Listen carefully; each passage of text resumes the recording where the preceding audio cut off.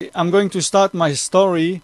When I was 15 years old, I've been put into a home for people with a family problem. They were older guys than me, and they were drinking alcohol. They were taking drugs. They had problem with the police. Many of them, they went to jail and they put them there when they went out. So very quickly I started myself to do all those things. And then I started wanting to try to do white magic, occultism. You know, something. I started with like a game with friends. We tried to make mind reading or palm reading or card reading, those kind of thing. And I discovered that I had a gift, you know, that I had revelations. And I was fascinated because I saw that not everybody had that gift. So I started to explore it. I wanted to see to what extent I had it. So I started to interest myself into the Oriental mysticism. I started to have kind of divination possibilities, powers, and to read into people's mind to know when before they came what they were saying, and I could see the aura, A-U-R-A, of people, which is like their spirits. So whatever the way they would behave in front of me, if I saw the aura, I could see exactly who they were. I could see also, you know, spirits. You call them maybe ghosts. Then little by little, I wanted to see what power I could get. So I went rapidly into black magic. Black magic is something not very good. It's when you using some spiritual power to not for the benefit of people, to make them problem, maybe to curse them or to make them lose their job or that their wife or husband go away, whatever.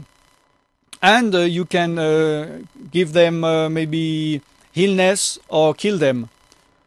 And I did some of those things. One of them, I watched her died in front of me. She bled to death in front of me. So I had, you know, I was happy to see that I had those power, but I was not feeling very good. You know, I had very difficult spiritual problems. I tried to suicide myself, and then they put me, you know, in a psychiatrist hospital for a while.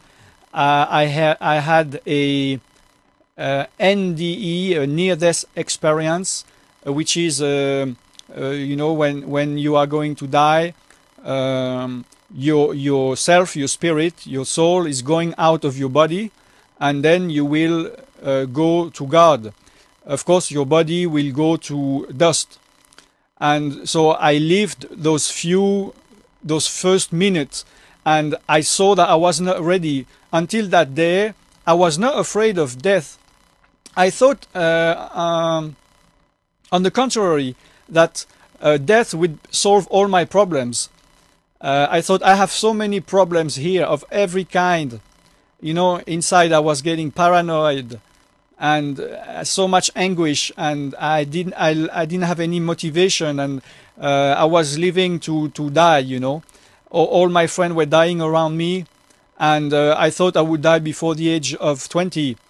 And I thought that all my problem would be solved and stopped at the moment when I died. But when I made this experience, I saw that it's not stopping. And not only it's not stopping, but I will not have to bear those problems and those torment for just 40 years or 60 years, but for eternity. So fortunately, I went back in my body. I didn't die. And after that, I tried to change my life and to make a better life. I knew I was bad. So I started to practice yoga and sport. I stopped all toxics, even cigarettes, even meat, and I tried to be a better person. I wanted to purify myself, my soul, my spirit from all the consequences of the thing I did. I thought I could become a new person, reborn myself into a new person, and that all the things that I did before will have no consequences on who I was now, because I thought I wanted to be a new person, a new creature. After 6 months of intensive practice, I had a revelation that if I can do anything to improve myself, try to be pure, to behave good with other people, to be ascetic, to practice yoga, anything I can do to be better, or if I'm the worst guy on earth, I am not getting nearer God of 1 inch. So I realized that I couldn't do anything with my own strength to get near God. One day a friend of mine invited me in a Christian meeting. I hated Christians. So I said, of course no. But he was insisting, and I don't know why I answered him. I said to him, okay, I come in one condition. You never talk to me again about any meeting. I come once in my life for 1 hour, and after I'm gone, and you don't talk to me about any meeting. At one point when he was preaching, I saw his aura, and it was the brightest aura, the purest, the whitest, the cleanest, the more powerful aura I ever seen in my life. And I knew that this was the ultimate power. So I knew that this guy had the ultimate spiritual power, and I wanted to get this power. He preached again, and at what moment he said, the people who want to receive the power of God, just come over in front. So I jumped in front, I closed my eyes, and I was waiting to receive the ultimate power. Unfortunately, in my mind, I saw Jesus and I saw the cross.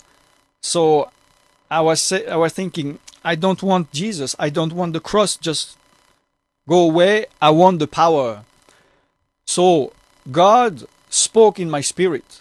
He told me that I had to accept Jesus and the cross, because if I continue the life I'm having now, in 6 months I'm dead. He showed me the length of time. He showed me how I would die.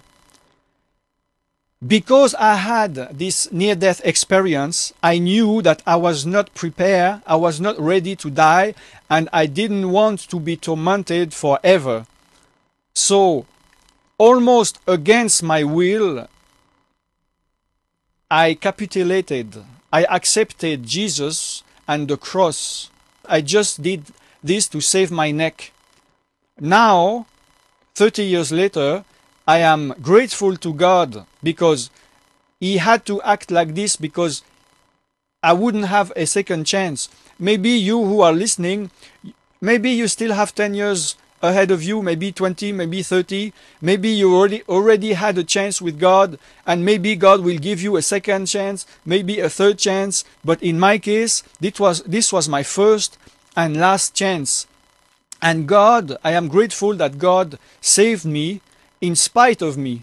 He found a way to save me, because He knew that in 6 months I would be buried, my body would go back to the dust, and my spirit would go back to Him.